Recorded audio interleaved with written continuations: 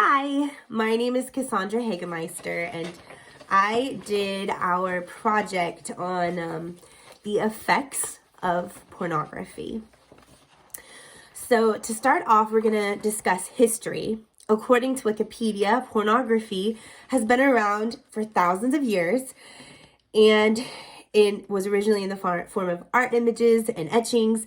The Indian Sanskrit text Kama Sutra in 3rd century CE contained prose and poetry and illustrations that regarded sexual behavior, and the books celebrated pornography, while in British and English text, Fanny Hill of 1748 was considered the first original English prose and for pornography, and it has been one of the most prosecuted books.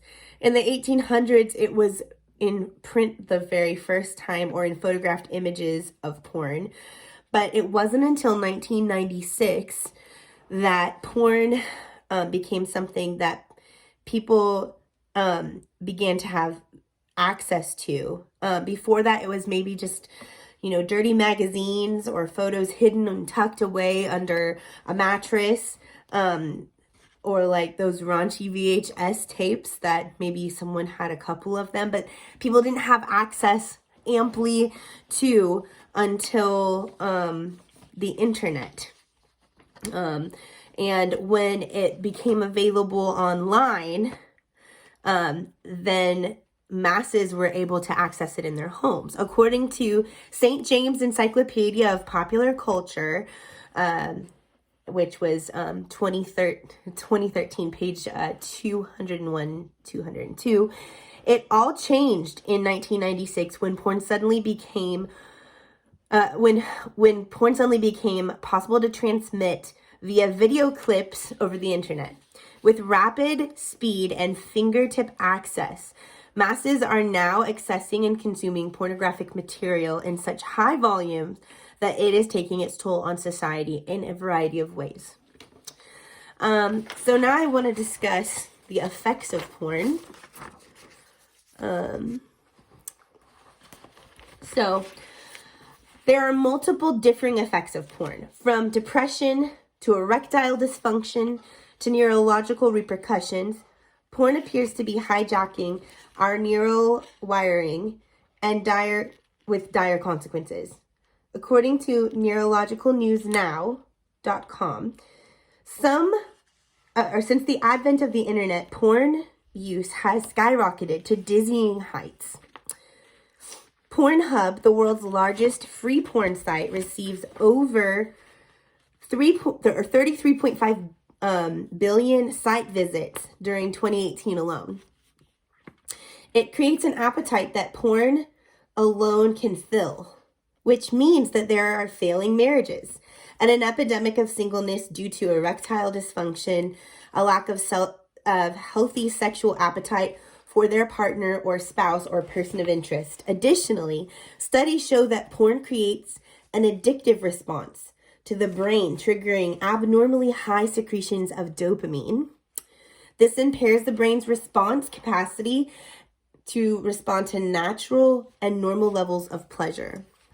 According to Norman Doge, Dioge, a psychiatrist and scientist that studies the effects of porn, the other compelling finding is that compulsive porn consumers find themselves wanting and needing more porn, even though they don't necessarily like it.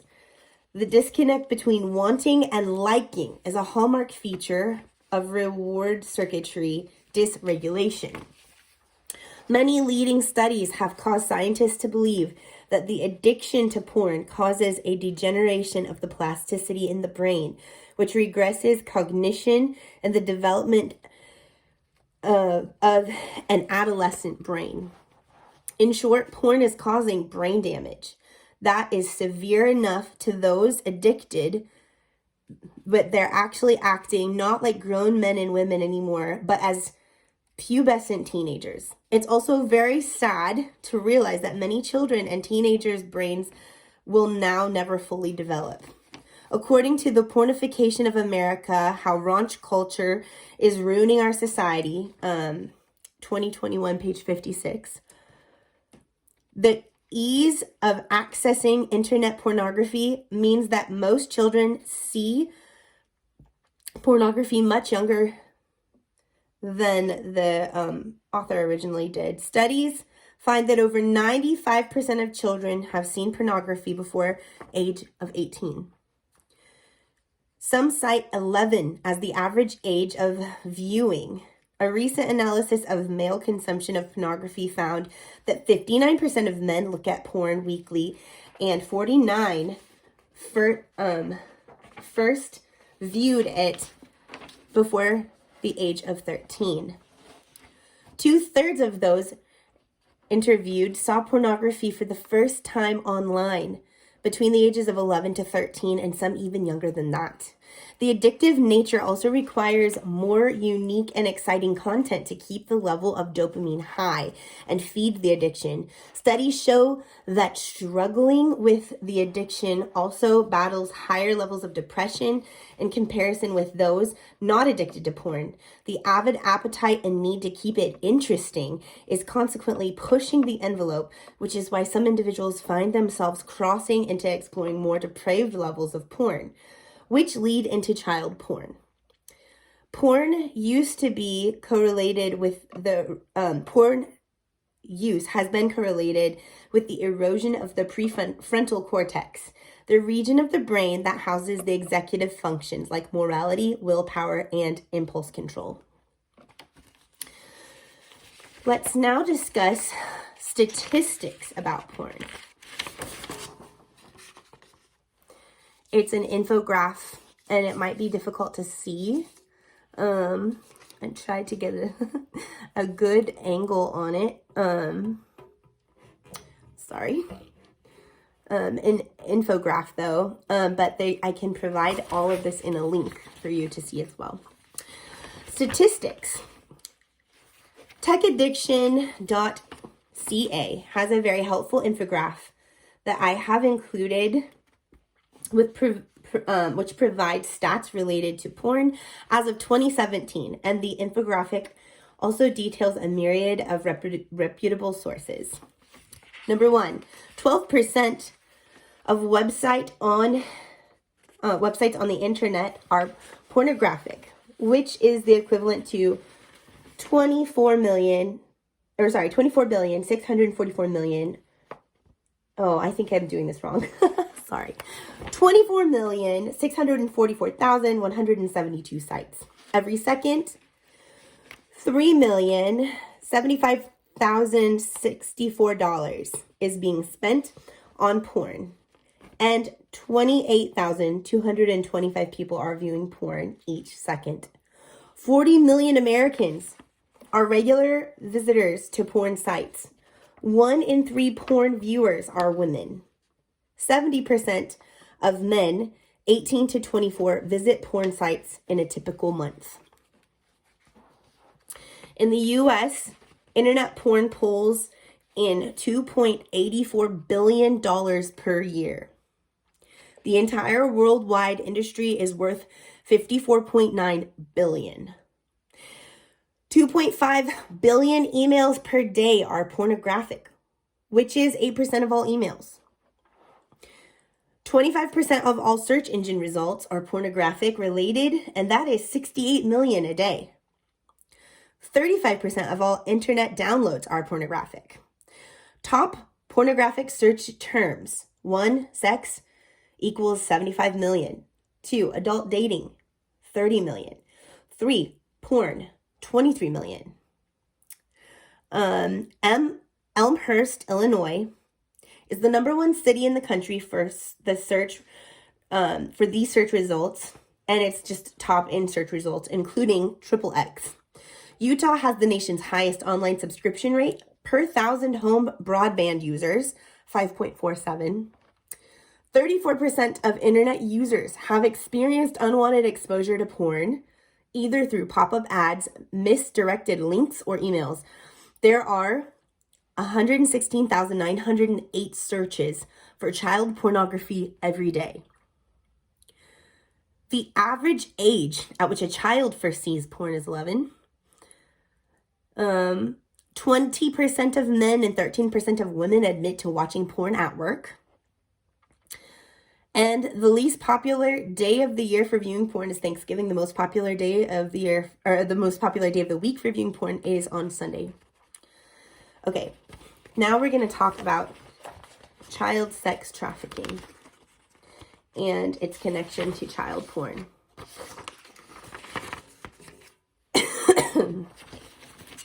Okay. We live in a dangerous time where children are no longer safe due to the consumption of porn. Child trafficking has become the biggest issue we face today. As the market for child porn has ballooned out of control, various government-affiliated organizations have been established to try and bring these children out of sex slavery and bring these evil, perverted individuals to justice. One such organization is the U.S. Department of Justice. According to justice.gov, here is some statistics data related to child porn and the dark web. Due to these technological advancements, the scale, complexity, and dangerousness of threats facing children today are unprecedented. Simply put, modern technology is the perfect tool for child sex offenders, giving them access to children all over the world and putting them in touch with other child sex offenders with whom to conspire, all while concealing their identity and location and often, but not always, their activity. The fact is that technology creates two sad realities. On one hand, law enforcement officers can watch as offenders congregate on the dark web, committing child sex offenses in an open and notorious manner with little fear of getting caught.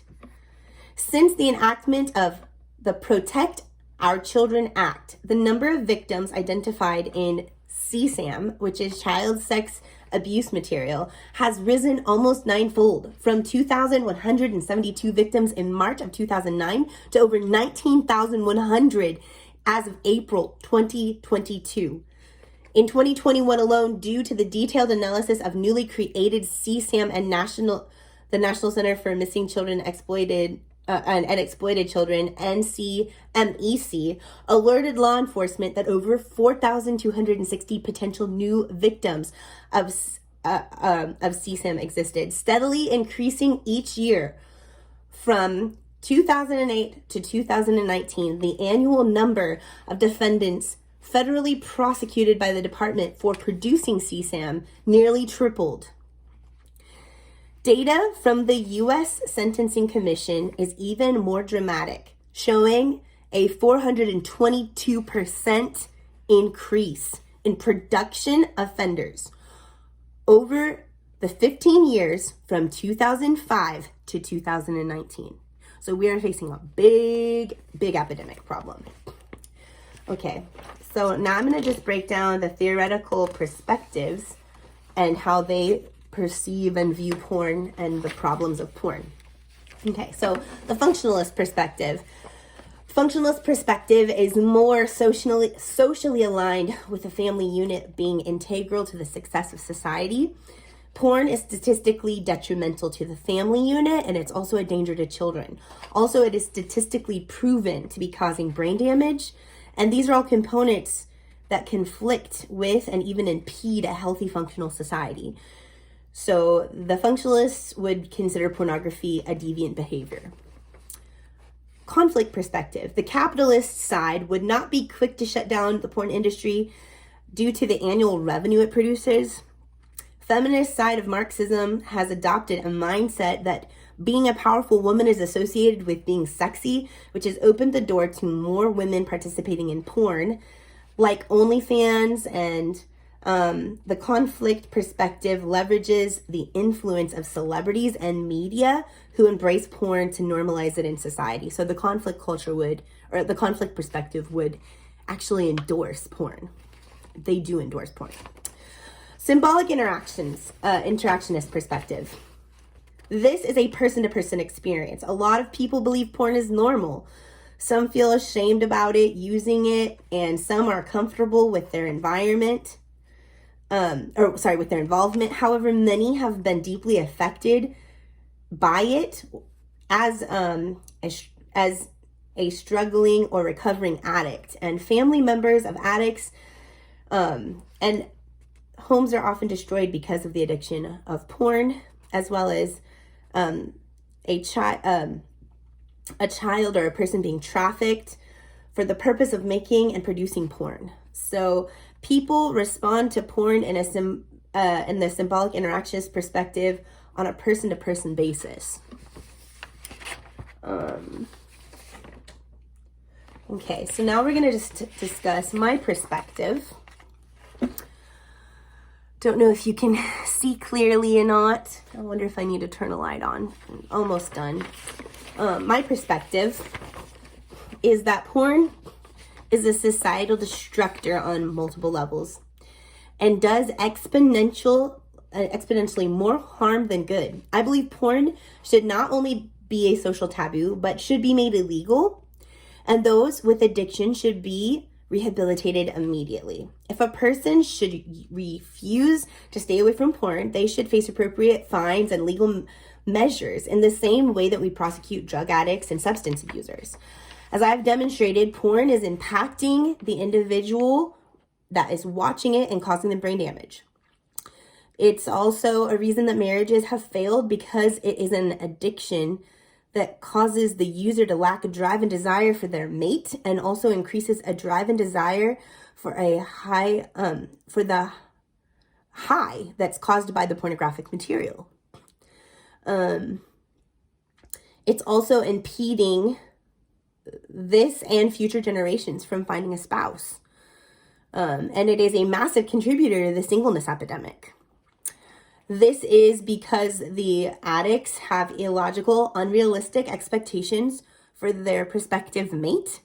And they are also not driven to find a mate or a spouse because they can satisfy their desire by the drug pornography. And it also is the leading cause for the deplorably wicked epidemic of child pornography and sex trafficking of minors. So, and just in addition to this, in the life of a believer, it creates shame and it causes them to distance from God. The last thing that we're going to discuss is the future. Artificial intelligence, virtual reality, and the future of porn. Okay. I am hoping that you can see this. I'm going to put all of this in something that you can see, but in this over here, this is literally a woman that is a not woman. It is a bot. And she's saying, let's get to know each other. Literally saying, let's get to know each other. Okay, so with the technology advancements of virtual reality, you can create an altered reality just by placing on a headset. And the growing capacity with which artificial intelligence and or AI that can literally study people's patterns of speech and respond. They can respond to us the way that they know we will respond most optimally. They're studying us. The porn industry has now created chatbot AI girlfriends, also referred to by some as sex bots. People can have a virtual sexual experience with them by using VR headsets and other robotic instruments. According to CNN, an interview of a professor of psychology, using artificial intelligence apps, young men get in these AI relationships, says Professor Liberty Verdit. And because the AI learns from you exactly what you like and don't like, you end up having these perfect relationships. So when you go into real life, there are the ups and downs, and they're not able to deal with it. So either way, the future with porn looks like an attempt to sterilize humanity. People's addiction to porn is a growing concern, already impairing the addict's ability to connect with a partner or a person of interest. and it's relocating these addicts to permanent singleness. If we continue in this trajectory, it is going to deeply impair the human race. So that is why I chose to write about this and to make a report about porn. As you can see, I'm pretty passionate, and I could have went a lot further. I also just want to say the Stillman Library has some issues, and some of my, they just recently updated their system and have an entire new website, and some of the books that were available that I had looked up before were no longer available. So I had to be creative and find some other options while I was working on the report, which was not very fun. But thank you for your time, and I appreciate you watching my report.